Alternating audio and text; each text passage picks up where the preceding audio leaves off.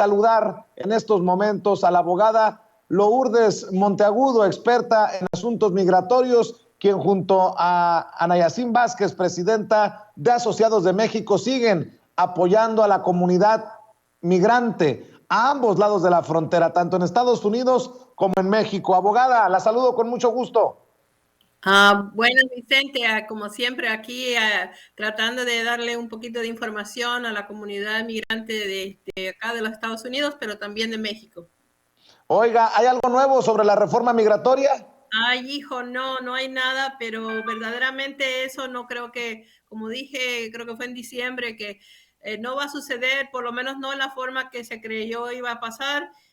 Los demócratas siguen tratando la unieron con un programa mucho más extenso de programas sociales, que sería muy bueno para la población pobre de los Estados Unidos, pero eso ha hecho que no lo quieran pasar por el Congreso y que no lo aprueben.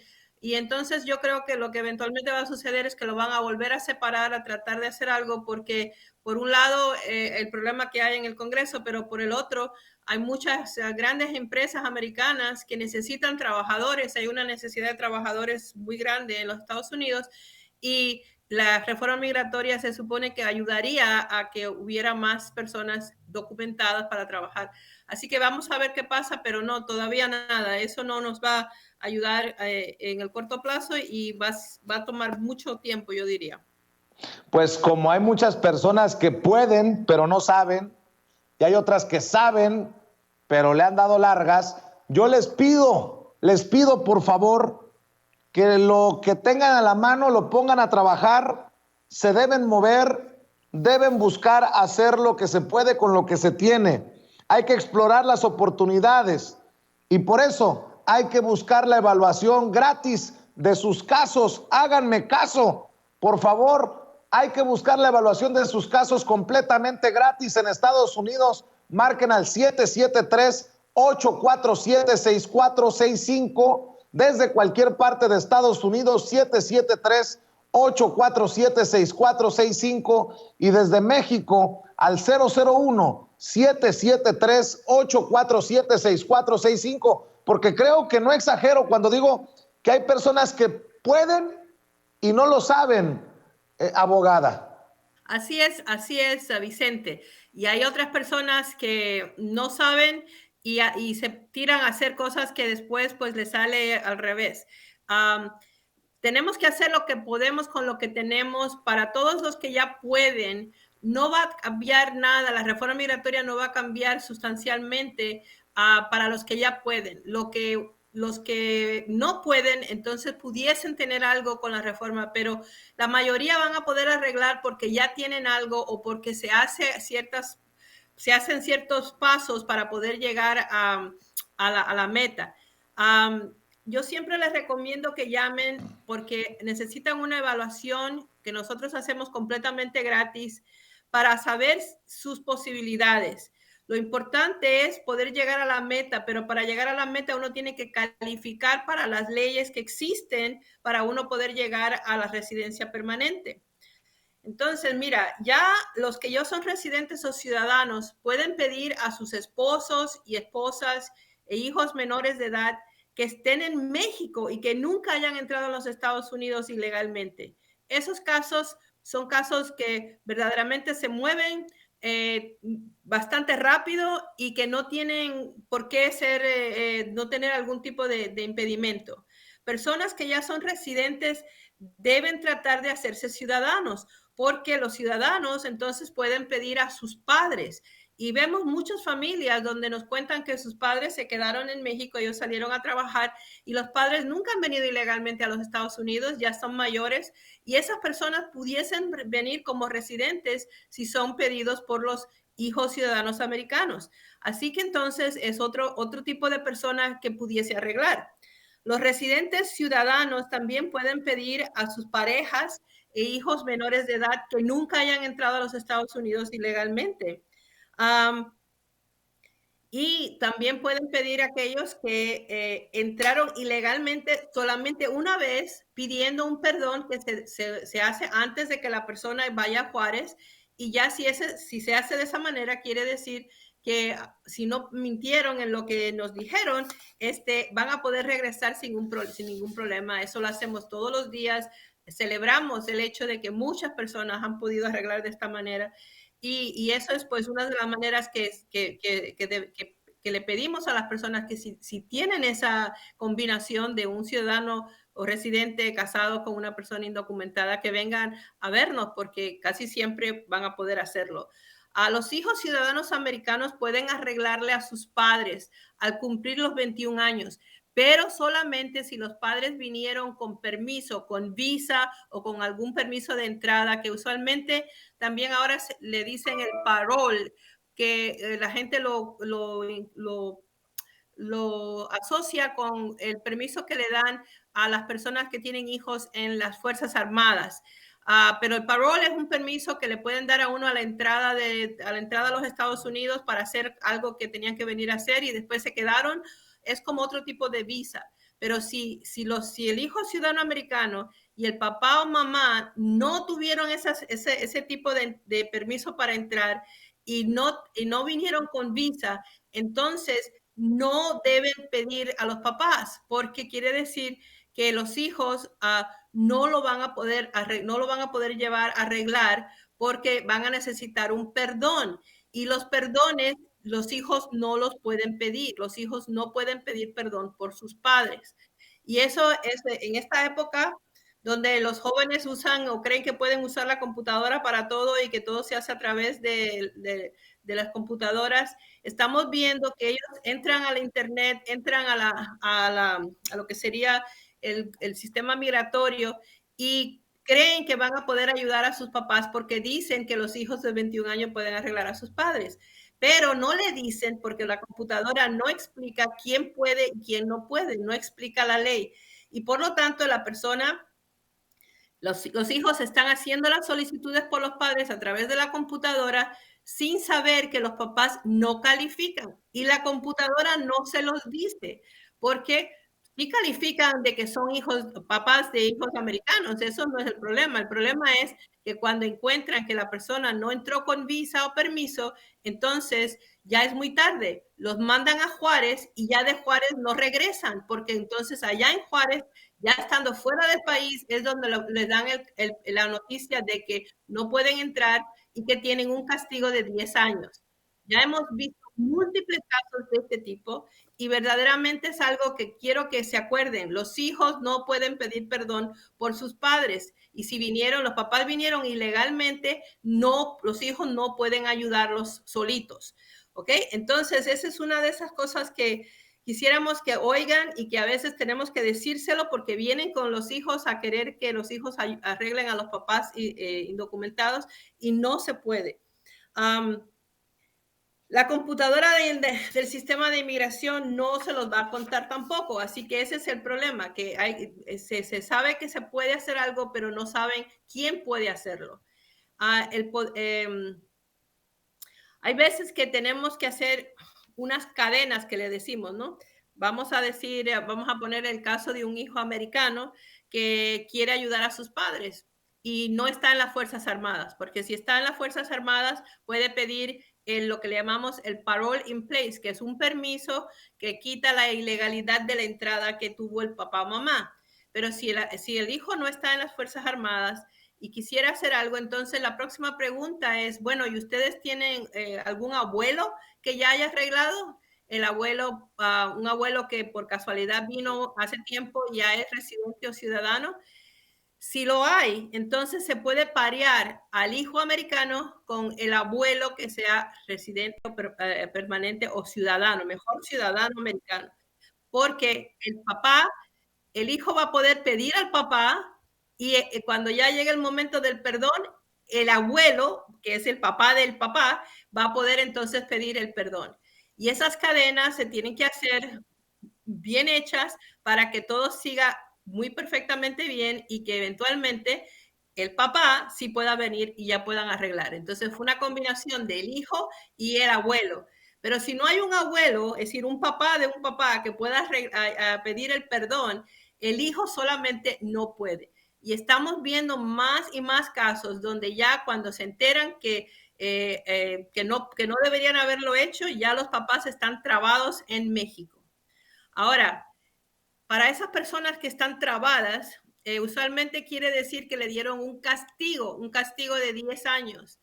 De todas maneras, a veces hemos visto que tenemos personas que lo hicieron, están ya trabadas, pero tienen a un papá americano. No lo usaron en el principio, pero entonces ese papá pudiese ayudar a pedir el perdón para que se le corte la cantidad de años que van a tener que estar castigados en México. Pero, óiganme bien, lo que quiero que todos que oigan este programa sepan es, los hijos no pueden pedir perdón por sus padres, aun cuando hayan cumplido 21 años, si los padres están aquí ilegalmente o estuvieron ilegalmente y le va a salir y cuando tomen las huellas digitales. Es decir, que hay que tener mucho cuidado y si no se hace bien, se van a quedar trabados en México. Igualmente, a los hermanos a veces vienen queriendo ayudar a sus hermanos para hacerlos ciudadanos porque ellos son ya ciudadanos americanos. Los hermanos no pueden pedir ciudadanía por los hermanos, pero sí los pueden poner en la lista de espera para poderle dar una residencia permanente con el tiempo. El problema es que esa lista es tan grande que se demora muchísimo, el que ya años, creo que la demora en ese momento está como de 32 años, pero uno nunca sabe si puede cambiar algo. Eso sí pudiese ser un cambio en la ley que diga, bueno, los hermanos pueden reclamar a los hermanos. Y así que es bueno que sí los hermanos pidan y hagan un reconocimiento de que tienen hermanos que quisieran algún día poder arreglar.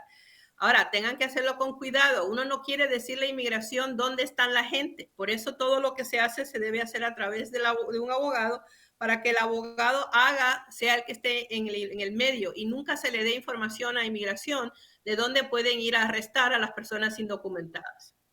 Ahora, si le preocupa la situación migratoria que uno tiene por otra razón, como vamos a decir, han estado frente a un juez o hicieron algún tipo de trámite que no se les dio por alguna razón, que a veces las mismas personas que vienen a conversar dicen que ellos no saben qué fue lo que pasó, pero pagaron, hicieron algo y no se les dio.